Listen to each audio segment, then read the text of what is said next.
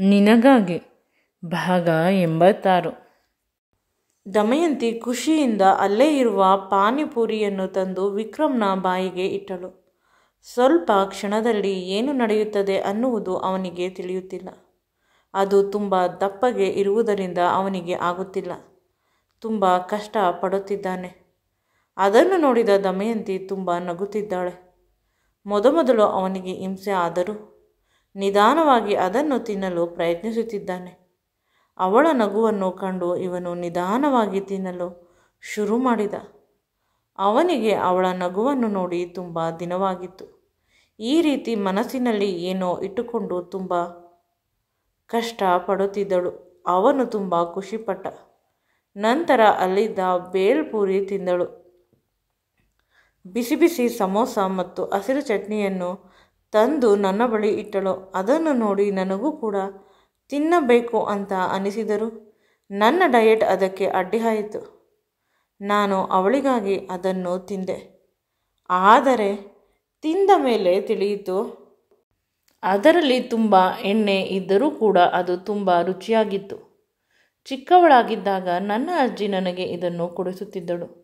ಒಮ್ಮೊಮ್ಮೆ ಶಾಂತಿ ಆಂಟಿ ನಾನು ಗಲಾಟೆ ಮಾಡಿದರೆ ಇದನ್ನು ತಂದು ಕೊಡುತ್ತಿದ್ದಳು. ನನಗೆ ಮೊದಮೊದಲು ತುಂಬ ಕಷ್ಟವಾಗಿ ತಿನ್ನುತ್ತಿದ್ದೆ. ನಂತರ ಅಮ್ಮ ಒಂದು ದಿನ ನಾನು ತಿನ್ನುತ್ತಿರುವುದನ್ನು ನೋಡಿ ಅದನ್ನು ಕಿತ್ತು ಬಿಸಾಕಿದಳು. ಇದನ್ನು ತಿನ್ನುವವರು ಮಿಡಲ್ ಕ್ಲಾಸ್ ಪೀಪಲ್, ನೀನು ಶ್ರೀಮಂತರ ಮಗ, ನೀನು ತಿನ್ನುವ ಊಟ ತುಂಬ ಡಿಫ್ರೆಂಟ್ ಆಗಿರಬೇಕು ಅಂತ ಹೇಳಿದಳು. ಅಲ್ಲಿಯಿಂದ ಇಲ್ಲಿಯವರೆಗೂ ಅವಳು ಹೇಳಿದ ಮಾತುಗಳನ್ನೇ ಕೇಳಿಕೊಂಡು ಬಂದೆ. ಆದ್ದರಿಂದ ತುಂಬ ಚಂದದ ಊಟವನ್ನು ನಾನು ಮಾಡೇ ಇಲ್ಲ. ಯಾವಾಗಲೂ ಉಪ್ಪು ಖಾರ ಇಲ್ಲದ ಸೊಪ್ಪು ತರಕಾರಿಗಳನ್ನು ತಿನ್ನುತ್ತಿದ್ದೆ. ಮೊದಲು ಹಣ್ಣುಗಳು ಇಷ್ಟವಿರಲಿಲ್ಲ. ಆದರೆ ಅಮ್ಮನಿಗಾಗಿ ನಾನು ತಿನ್ನಬೇಕಿತ್ತು. ಊಟ ತಿಂಡಿ ಇವುಗಳೆಲ್ಲ ವಿಷಯದಲ್ಲಿ ನಾನು ತುಂಬ ಫುಡ್ಡಿ. ಆದರೆ ಅಮ್ಮ ತುಂಬ ಊಟ ಮಾಡಬಾರದು, ಜಾಸ್ತಿ ತಿಂದರೆ ನೀನು ನಿನ್ನ ಅಜ್ಜಿ ರೀತಿ ದಪ್ಪ ಆಗುತ್ತೀಯ ಅಂತ ಊಟ ಮಾಡುವುದನ್ನು ಕೂಡ ನಿಲ್ಲಿಸಿಬಿಟ್ಟಳು. ಇದೇ ಮೊದಲ ಬಾರಿ ಇಷ್ಟು ಚಂದದ ಊಟವನ್ನು ಮಾಡಿದ್ದು. ನಾನು ಅವಳನ್ನೇ ನೋಡುತ್ತಿದ್ದೆ ಆಸೆಯ ಕಣ್ಣುಗಳಿಂದ. ಇನ್ನೊಂದು ಪ್ಲೇಟ್ ತಂದು ಕೊಡುತ್ತೇನೆ ಅಂತ. ಆದರೆ ಅವಳು ಒಂದರ ಮೇಲೊಂದು ಪ್ಲೇಟ್ಗಳನ್ನು ತಂದು ತಿನ್ನುತ್ತಿದ್ದಾಳೆ. ನನಗೆ ಕಷ್ಟವಾಗಿ ನಾನು ಅವಳ ಕೈಯಲ್ಲಿದ್ದ ಪ್ಲೇಟನ್ನು ಕಿತ್ತುಕೊಂಡೆ. ಆಗ ಅವಳು ಭಯದಿಂದ ಮೇಲೆ ಎದ್ದಳು. ಸಾರಿ, ನಿಮಗೆ ಬೇಜಾರಾಯಿತಾ? ನಾನು ಇಷ್ಟೊಂದು ತಿನ್ನುತ್ತಿರುವುದು ತುಂಬ ದಿನಗಳಾದ ಮೇಲೆ. ಇಲ್ಲಿ ಬಂದಿದ್ದು ನಿಮ್ಮ ಮದುವೆ ಆದ ಮೇಲೆ ಇದೇ ಮೊದಲ ಬಾರಿ. ಮೊದಲಾದರೆ ಚಿಕ್ಕಪ್ಪನ ಕೈಯಲ್ಲಿ ದುಡ್ಡನ್ನು ತೆಗೆದುಕೊಂಡು ಇಲ್ಲಿಗೆ ಬಂದು ನಾನು ಇಷ್ಟವಾಗಿದ್ದನ್ನು ತಿಂದು ಹೋಗುತ್ತಿದ್ದೆ. ನಿಮ್ಮನ್ನು ಮದುವೆ ಆದ ಮೇಲೆ ಆ ಅವಕಾಶ ಸಿಕ್ಕಿಲ್ಲ. ನೀವೆಲ್ಲ ಶ್ರೀಮಂತರು, ಊಟವನ್ನು ನಾನು ತಿನ್ನುತ್ತೇನೆ ಅಂದರೆ ಅಸಹ್ಯ ಪಟ್ಟುಕೊಳ್ಳುತ್ತೀರಾ ಅಂತ ಹೇಳಲಿಲ್ಲ. ಅವಳ ಮಾತಿಗೆ ಅವಳನ್ನು ಹಾಗೆ ಕಚ್ಚಿ ತಿನ್ನಬೇಕು ಅಂತ ಅನಿಸಿತು. ಸದ್ಯಕ್ಕೆ ಅವಳ ಕೈಯಲ್ಲಿರುವ ಪಾನಿಪುರಿಗೆ ತುಂಬ ಅರ್ಜೆಂಟಾಗಿ ಅದನ್ನು ಕಿತ್ತುಕೊಂಡು ಇವಳು ಅಂದುಕೊಂಡಳು ಅದನ್ನು ಕಿತ್ತು ಬಿಸಾಕುತ್ತಾನೆ ಅಂತ. ಆದರೆ ಅವನು ಗಬಗಬನೆ ಅದನ್ನು ತಿಂದ. ಅದನ್ನು ನೋಡಿ ಇವಳು ಕೂಡ ಖುಷಿಪಟ್ಟಳು. ಮೊದಲು ಆಶ್ಚರ್ಯವಾದರೂ ನಂತರ ಇವರು ಇಷ್ಟಪಟ್ಟು ತಿಂದರೆ ಪದೇ ಪದೇ ಇಲ್ಲಿಗೆ ನನ್ನನ್ನು ಕರೆದುಕೊಂಡು ಬರುತ್ತಾರೆ. ಇನ್ನು ನಾನು ಒಂದೇ ಸಲ ಇಷ್ಟೊಂದು ತಿನ್ನುವಷ್ಟು ಅವಶ್ಯಕತೆ ಇರುವುದಿಲ್ಲ ಅಂತ ಅಂದುಕೊಂಡು ತನ್ನ ಹೊಟ್ಟೆಯನ್ನು ಮುಚ್ಚಿಕೊಂಡಳು. ತನ್ನ ಹೊಟ್ಟೆಯಲ್ಲಿ ಮುದ್ದಾದ ಮಗುವಿದೆ, ಇನ್ನು ಏಕೆ ನನ್ನ ಹೊಟ್ಟೆ ದಪ್ಪ ಆಗುತ್ತಿಲ್ಲ ಅಂತ. ರಿಪೋರ್ಟ್ನಲ್ಲಿ ಏನು ಬಂತು? ವಿಕ್ರಮ್ ಏನು ಹೇಳಲೇ ಇಲ್ಲ ಅಂತ ಅವಳು ಈಗ ನೆನಪು ಮಾಡಿಕೊಂಡಳು. ತನ್ನ ಮಗುವಿನ ಆರೋಗ್ಯದ ಬಗ್ಗೆ ವಿಚಾರಿಸಲು ತುಂಬ ಕೌತುಕದಿಂದ ವಿಕ್ರಮ್ ಬರುವುದನ್ನೇ ಕಾಯುತ್ತಾ ಕುಳಿತಿದ್ದಳು. ಬೇಕಾದರೆ ಇನ್ನೊಂದು ದಿನ ಅಪಾಯಿಂಟ್ಮೆಂಟ್ ತೆಗೆದುಕೊಳ್ಳೋಣ ಅನ್ನುವುದು ಅವಳ ಉದ್ದೇಶವಾಗಿತ್ತು. ಅವನು ಅಪ್ಪಟ ಬಂಗಾರ, ನನ್ನನ್ನು ತುಂಬ ಚೆನ್ನಾಗಿ ನೋಡಿಕೊಳ್ಳುತ್ತಾನೆ. ನನ್ನ ಮಗುವಿನ ಬಗ್ಗೆ ಕೂಡ ಕೇರ್ ಮಾಡುತ್ತಾನೆ. ಇನ್ನು ಸ್ವಲ್ಪ ದಿನ ನನ್ನ ಮಗು ಪ್ರಪಂಚಕ್ಕೆ ಬಂದು ಬಿಡುತ್ತದೆ ಅಂತ ನಗುತ್ತಾ ನಿಂತಿದ್ದಳು. ಕೈ ತೊಳೆಯಲು ಹೋಗಿದ್ದ ವಿಕ್ರಮ್ ಬಂದನು. ಇವಳು ನಗುತ್ತಾ ಇರುವುದನ್ನು ನೋಡಿ ಅವನು ಕೇಳುತ್ತಾನೆ, ಏಕೆ ನಗುತ್ತಿದ್ದೀಯಾ, ಏನಾಯಿತು ಅಂತ ಕೇಳಿದಾಗ ಅವಳು ಏನೂ ಇಲ್ಲ, ನಿಮ್ಮನ್ನು ನೋಡಿ ನಗಬೇಕು ಅಂತ ಅನಿಸಿತು. ಇವನಿಗೆ ಏನೂ ಅರ್ಥವಾಗದೆ ತನ್ನ ಸೀಟಿನಲ್ಲಿ ಕುಳಿತುಕೊಂಡ. ಅವಳು ಕೂಡ ಅವಳ ಸೀಟಿನಲ್ಲಿ ಕುಳಿತುಕೊಂಡಳು. ತುಂಬ ಸಮಯಗಳವರೆಗೆ ಅವನು ಏನೂ ಮಾತನಾಡದೆ ಡ್ರೈವ್ ಮಾಡುತ್ತಿದ್ದ. ಇದೇ ಮೊದಲ ಬಾರಿ ಇಷ್ಟೊಂದು ಜಂಕ್ ಫುಡ್, ಎಣ್ಣೆಯಲ್ಲಿ ಬೆಂದಿದ್ದು ತಿಂದಿದ್ದು. ತಿನ್ನಬೇಕಾದರೆ ಖುಷಿಯಾಗಿತ್ತು, ತಿಂದ ಮೇಲೆ ಈಗ ಭಯವಾಗುತ್ತದೆ. ಆದರೆ ಇವಳಂತೂ ತುಂಬ ಹ್ಯಾಪಿಯಾಗಿ ಇದ್ದಿದ್ದರಿಂದ ಹಾಗೆ ಸೀಟಿಗೆ ಹೊರಗೆ ನಿದ್ರೆ ಮಾಡುತ್ತಿದ್ದಾಳೆ. ಅವಳನ್ನು ನೋಡಿ ಖುಷಿಪಟ್ಟ. ಕೊನೆ ಪಕ್ಷ ನೆಮ್ಮದಿಯಾಗಿ ನಿದ್ರೆ ಮಾಡುತ್ತಿದ್ದಾಳೆ. ಅವಳನ್ನು ನೋಡಲು ಚಿಕ್ಕಪ್ಪನ ಮನೆಗೆ ಹೋಗಿದ್ದಾಗ ತುಂಬ ನಡುಗುತ್ತಿದ್ದಳು. ಅಂದರೆ ನನ್ನ ಫಾರ್ಮ್ ಹೌಸ್ಗೆ ಹೋಗಿದ್ದಾಗ ಮೊದಲು ತಂಬಿಕೊಂಡಾಗ ಅವಳು ಅದರುತ್ತಿದ್ದಳು. ಯಾವ ಸಮಸ್ಯೆ ಇತ್ತು ತಿಳಿದಿಲ್ಲ. ಕೊನೆ ಪಕ್ಷ ಈಗಲಾದರೂ ಅವಳು ನೆಮ್ಮದಿಯಾಗಿ ಇರಲಿ. ಅವಳು ನೆಮ್ಮದಿಯಾಗಿದ್ದರೆ ನನಗೆ ಅದೇ ಬೇಕಾಗಿರುವುದು. ನಾನು ಇಷ್ಟು ದುಡಿಯುತ್ತಿರುವುದು ಅವಳಿಗಾಗಿ, ಅವಳು ನೆಮ್ಮದಿಯಾಗಿರಲಿ ಅಂತ.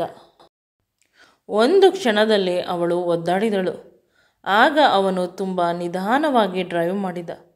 ಅವಳಿಗೆ ಎಳ್ಳಷ್ಟು ಕೂಡ ನೋವಾಗಬಾರದು, ಕಷ್ಟವಾಗಬಾರದು.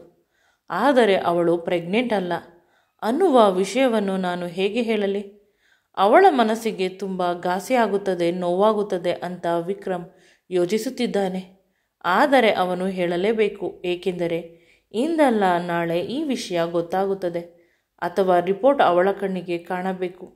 ಆ ರೀತಿ ಬೆಡ್ರೂಮಿನಲ್ಲಿ ಇಟ್ಟು ಬಿಡುತ್ತೇನೆ, ನೋಡಿ ಅವಳೇ ನಿರ್ಧಾರ ಮಾಡಲಿ. ಆದರೆ ಆಗ ಅವಳು ನನ್ನನ್ನು ಮೋಸಗಾರ ಅಂತ ಅಂದುಕೊಳ್ಳುವುದಿಲ್ಲವೇ? ನಾನು ಹೇಳಿಲ್ಲ ಈ ವಿಷಯವನ್ನು ಅಂತ ಬೇಸರ ಮಾಡಿಕೊಳ್ಳುತ್ತಾಳೆ. ವಿಕ್ರಮ್ ತುಂಬ ನೋವಿನಲ್ಲಿ ಇದ್ದ, ಏಕೆಂದರೆ ಅವನು ಕೂಡ ಆ ಮಗುವಿನ ಬಗ್ಗೆ ಸೆಂಟಿಮೆಂಟನ್ನು ಬೆಳೆಸಿಕೊಂಡಿದ್ದ. ಆದರೆ ಅವಳು ಪ್ರೆಗ್ನೆಂಟ್ ಅಲ್ಲ. ಸಡನ್ನಾಗಿ ಅವನ ಮನಸ್ಸಿನಲ್ಲಿ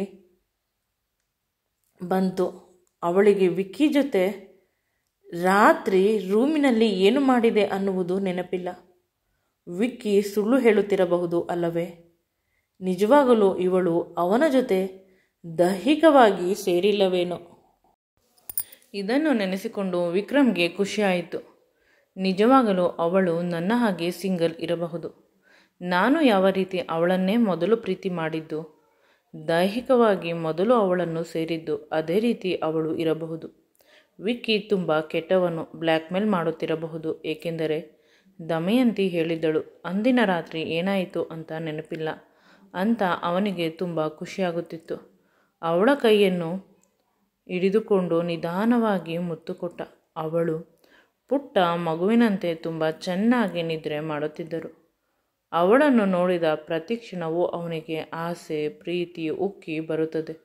ಅವಳನ್ನು ತುಂಬ ಚೆನ್ನಾಗಿ ನೋಡಿಕೊಳ್ಳಬೇಕು ಅಂತ ಪ್ರತಿಜ್ಞೆ ಮಾಡುತ್ತಾನೆ. ನಾನು ಅವಳಿಗಾಗಿ ಹೆಲ್ದಿ ಆಗಿರಬೇಕು, ಚೆನ್ನಾಗಿರಬೇಕು. ನಾನು ಚೆನ್ನಾಗಿ ಇದ್ದಷ್ಟು ಅವಳು ಕೂಡ ನನ್ನ ಜೊತೆ ಚೆನ್ನಾಗಿ ಇರುತ್ತಾಳೆ ಅಂತ ಅಂದುಕೊಂಡ. ಅವನಿಗೆ ಮನೆಗೆ ಹೋಗಲು ಇಷ್ಟವಿಲ್ಲ. ಅದಕ್ಕೆ ತನ್ನ ರೆಸಾರ್ಟ್ಗೆ ಹೋದ. ಮನೆಗೆ ಹೋದರೆ ಆ ಕಿರಣ್ದು ಪುನಃ ಶುರುವಾಗುತ್ತದೆ. ಇವಳ ಜೊತೆ ಬೇಸರ ಮಾಡಿಕೊಂಡಿರುವುದು. ನನಗೆ ಇವಳು ಮುಖ್ಯ ಈ ಸಂದರ್ಭದಲ್ಲಿ. ಅವಳು ನಿದ್ರೆ ಮಾಡುತ್ತಿರುವುದರಿಂದ ಹೇಗೆ ಕೆಳಗೆ ಇಳಿಯುವುದು ಇವನಿಗೆ ಅರ್ಥವಾಗುತ್ತಿಲ್ಲ. ಅವನು ಕಾರಿನಿಂದ ನಿಧಾನವಾಗಿ ಇಳಿದ. ಈಗಲೂ ಕೂಡ ಅವಳು ನಿದ್ರೆ ಮಾಡುತ್ತಿದ್ದಾಳೆ. ತುಂಬ ಸಮಯ ಕಾದ. ರೆಸಾರ್ಟ್ನ ಬಳಿ ಇವಳು ಇನ್ನೇನು ಎಚ್ಚರವಾಗುತ್ತಾಳೆ ಅಂತ. ಇಲ್ಲ, ಅವಳು ಇನ್ನೂ ಗಾಢವಾಗಿ ನಿದ್ರೆ ಮಾಡುತ್ತಿದ್ದಾಳೆ. ತುಂಬ ಸಮಯದ ಮೇಲೆ ವಿಕ್ರಮ್ ಸಿಕ್ಕಿದ್ದಕ್ಕೆ ಇಷ್ಟು ಫ್ರೀಯಾಗಿ ಒಂದು ರೀತಿಯ ಕಂಫರ್ಟ್ ಸಿಕ್ಕಿದೆ. ತನ್ನನ್ನು ಪ್ರೀತಿಸುವ, ತನಗೆ ಪ್ರೀತಿಯ ಅಪ್ಪುಗೆಯನ್ನು ಕೊಡುವ ಗೆಳೆಯ ಸಿಕ್ಕಿರಬೇಕಾದಾಗ ಅವಳು ಹೇಗೆ ನೆಮ್ಮದಿಯಾಗಿ ನಿದ್ರೆ ಮಾಡದೇ ಇರಲು ಸಾಧ್ಯ ಅಲ್ಲವೇ? ವಿಕ್ರಮ್ಗೆ ಅವಳ ನಿದ್ದೆಯನ್ನು ಹಾಳು ಮಾಡಲು ಸಾಧ್ಯವಾಗಲಿಲ್ಲ. ಅಲ್ಲೇ ಇದ್ದ ಕೆಲಸದವರು ಹೇಳಿದರು, ಸರ್, ಮೇಡಮ್ ಅವರು ನಿದ್ರೆ ಮಾಡಲಿ. ಅವರು ಎದ್ದರೆ ನಾವು ನಿಮಗೆ ಇನ್ಫಾರ್ಮ್ ಮಾಡುತ್ತೇವೆ, ನೀವು ರೂಮಿಗೆ ಹೋಗಿ ಅಂತ. ಆದರೆ ಅವನು ಅವಳನ್ನು ಬಿಟ್ಟು ಹೋಗುವ ಮಾತೇ ಇಲ್ಲ. ನಂತರ ಕಾರಿನ ಡೋರನ್ನು ನಿಧಾನವಾಗಿ ತೆಗೆದ. ಅವಳು ಹಾಗೆ ಸೀಟಿಗೆ ಹೊರಗೆ ನಿದ್ರೆ ಮಾಡುತ್ತಿದ್ದಳು. ಅವಳನ್ನು ತನ್ನ 2 ಬಲಿಷ್ಠವಾದ ಕೈಗಳಿಂದ ಕಾರಿನಿಂದ ಕೆಳಗೆ ಇಳಿಯುವಂತೆ ಮಾಡಿ ಎತ್ತುಕೊಂಡ. ಎಚ್ಚರವಾಗಿ ತಾನು ಈಗ ಎಲ್ಲಿದ್ದೇನೆ ಅನ್ನುವುದು ತಿಳಿಯುತ್ತಿಲ್ಲ. ಅದನ್ನು ಅರ್ಥ ಮಾಡಿಕೊಳ್ಳುವ ಹೊತ್ತಿಗೆ ಅವನು ಅವಳನ್ನು ರೂಮಿನ ಬಳಿ ಕರೆದುಕೊಂಡು ಬಂದು ಹಾಸಿಗೆಯ ಮೇಲೆ ಮಲಗಿಸಿದ. ಈಗಾಗಲೇ ಕೆಲಸದವನು ಬಂದು ಅವರಿಬ್ಬರ ರೂಮಿನ ಬಾಗಿಲನ್ನು ತೆಗೆದಿದ್ದ. ವಿಕ್ರಮ್ ಎಂದರೆ ಅಲ್ಲಿ ಎಲ್ಲರಿಗೂ ಕೂಡ ತುಂಬ ಇಷ್ಟದ ಜೊತೆಗೆ ಜಾಸ್ತಿ ಭಯ. ಅವನು ಹೇಳುವ ಕೆಲಸವನ್ನು ಬಹಳ ಬೇಗ ಮಾಡುತ್ತಾರೆ. ಒಮ್ಮೆ ಅವನು ಇಂದು ಹೇಳಿದ ಕೆಲಸವನ್ನು ಪುನಃ ಅವನು ಬರುವ ಸಮಯಕ್ಕೆ ಅವರು ಮಾಡಿರಬೇಕು. ಯಾವುದಾದರೂ ನಿಧಾನ ಮಾಡಿದರೆ ಅವನು ಎಂದೂ ಕೂಡ ಅವರುಗಳನ್ನು ಕ್ಷಮಿಸುವುದಿಲ್ಲ. ಈ ಭಯ ಅಲ್ಲಿ ಇರುವುದರಿಂದ ಇಡೀ ರಾಜ್ಯದ ನಂಬರ್ 1 ರೆಸಾರ್ಟ್ ಅದಾಗಿದೆ. ಎಲ್ಲರಿಗೂ ಕೂಡ ಈ ರೆಸಾರ್ಟ್ ಅಂದರೆ ಒಂದು ಒಳ್ಳೆಯ ರೀತಿ ಒಪಿನಿಯನ್ ಇದೆ. ಒಪಿನಿಯನ್ ಬದಲಾಗಬಾರದು ಅಂತ ವಿಕ್ರಮ್ ಅಲ್ಲಲ್ಲೇ ಈ ಜಾಗಕ್ಕೆ ಬಂದು ಹೋಗುತ್ತಿರುತ್ತಾನೆ. ಮನೆ ಇದ್ದರೂ ಕೂಡ ಅರ್ಧ ಸಮಯ ಇಲ್ಲೇ ಕಳೆಯುವುದು.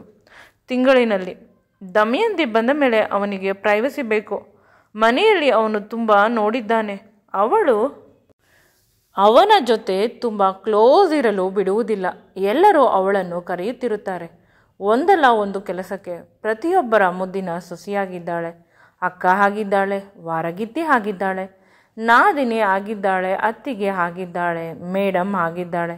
ಆದರೆ ಒಂದು ಒಳ್ಳೆಯ ಪ್ರೀತಿಯ ಹೆಂಡತಿಯಾಗಲು ಅವಳ ಕೈಯಲ್ಲಿ ಸಾಧ್ಯವೇ ಇಲ್ಲ. ಅಷ್ಟು ಜನರ ಕೆಲಸವನ್ನು ಮಾಡುತ್ತಿರುತ್ತಾಳೆ. ನನ್ನ ಕೆಲಸ ಮಾಡು ಎಂದರೆ ಸ್ವಲ್ಪ ಹತ್ತಿರ ಬರುತ್ತಾಳೆ. ಅಷ್ಟರಲ್ಲಿ ಯಾರಾದರೂ ಅವಳನ್ನು ಕರೆಯುತ್ತಾರೆ.